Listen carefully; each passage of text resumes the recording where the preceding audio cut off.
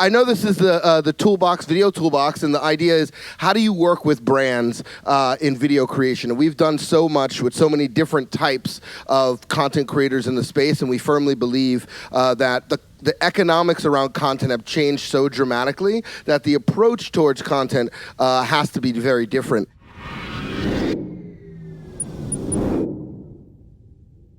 And we think that there are three big changes that have driven that. One, the cost for reach on television has actually gone up dramatically because of the fragmentation of customers. The amount of content that you have to create now is greater than ever before. So the current way that the traditional way that we've created content doesn't actually fit into the new model in terms of the sheer volume of content that we have to create at the cost we have to create. Our budgets haven't really increased, although the consumption patterns of consumers have increased. It hasn't really changed our budget. So we have to figure out how to meet this new demand in the world.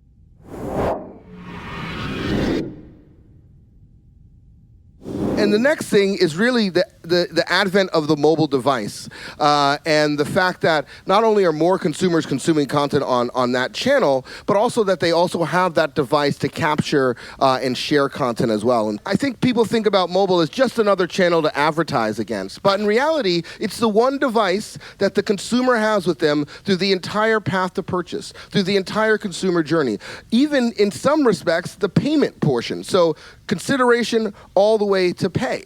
So how are we going to use content to be able to drive that experience and ultimately drive growth for our business? There used to be a time where we owned the content. So Unilever owned soap operas.